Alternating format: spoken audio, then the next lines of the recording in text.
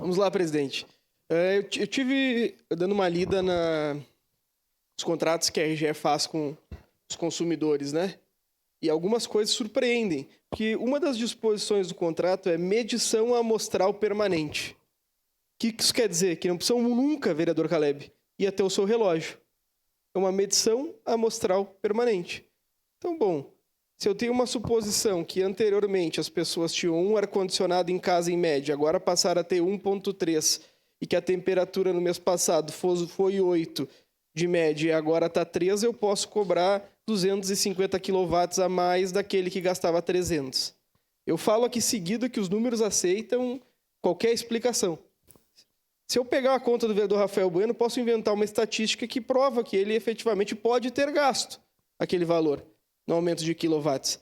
O grande problema é que nós temos uma medição amostral permanente que autoriza a empresa, e aqui, vereador Edson, autoriza a empresa, quando tem interesse em promover fluxo de caixa, aumentar a conta de todo mundo. Autoriza a empresa, quando tem interesse em promover um investimento, aumentar a conta de todo mundo. Autoriza a empresa, quando tem interesse em aumentar o dividendo, aumentar a conta de todo mundo. E nós, infelizmente, somos reféns hoje da medição amostral. A grande questão é que a alteração promovida pelo presidente Lula através de medida provisória regulamenta 3 coisas. A primeira coisa, havia um escalonamento entre as pessoas que gastavam um número específico de quilowatts, que já tinha a integralização do desconto, e subindo até que nós chegássemos a 100 quilowatts, que tinha um desconto de 10%.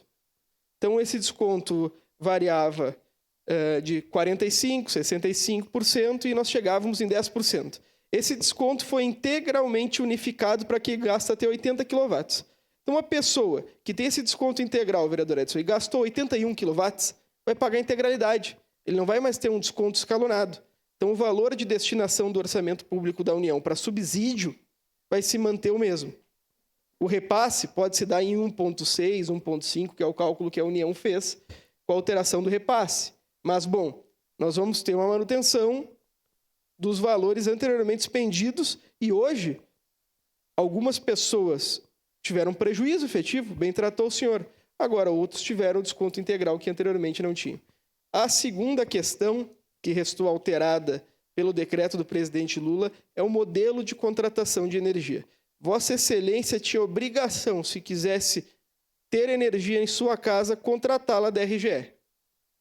A alteração se deu em 2026 para indústrias e em 2027 para consumidores finais. O vereador Rafael Bueno tem 10 placas solares, tem um consumo excedente. Hoje, Vossa Excelência é obrigado a vender essa luz para a RGE. O que houve alteração no decreto? O senhor não é mais obrigado a vender para a RGE a partir de 2027. Eu posso comprar do senhor. Tanto que muita gente o que fazia? Tinha uma chácara e uma casa, colocava as placas na chácara, transferia energia para casa. A RGE começou a bloquear isso.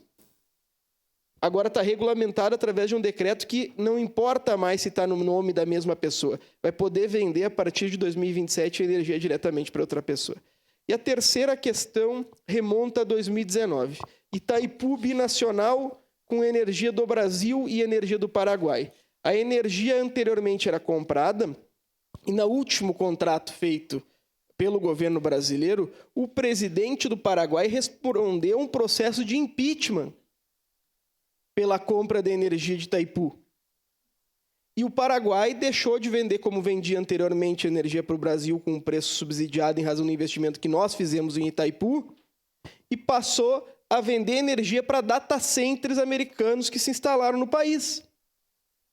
Então, bom, vai aumentar ou não vai aumentar a nossa energia se anteriormente ela era subsidiada e agora ela tem que vir de Criciúma queimando carvão? Vai aumentar. Qual é a saída que nós temos? É garantir. O próprio governo, na época, subsidiou isso. Tem razão o senhor. E vamos lá. A segunda... E, por fim, nós temos que alternativas. Energia solar é uma alternativa com preço aumentado. E, mais do que isso, garantir que as pessoas possam transferir a sua própria energia solar para outras bases. E o que nós precisamos nessa audiência pública, vereadora Adonei, é esclarecer o modelo de medição por amostragem permanente que tem que acabar. Nós não podemos mais aceitar que eles coloquem na nossa conta de luz quanto quiserem. Porque se eles ficam 6 meses sem medir, vereador Wagner, e eu gasto 15% a mais, no 7º mês minha luz dobra, vereador Edson. Por quê? Porque o contrato que nós somos obrigados a assinar para termos luz tem essa disposição. Então, bom, que nós sigamos nesse sentido de alterar a medição por amostragem e garantir que nós consigamos reduzir o preço da luz para as pessoas ou minimamente que elas paguem o que elas consomem, que não é o que acontece agora. Obrigado. Obrigado, vereador. Peço a palavra.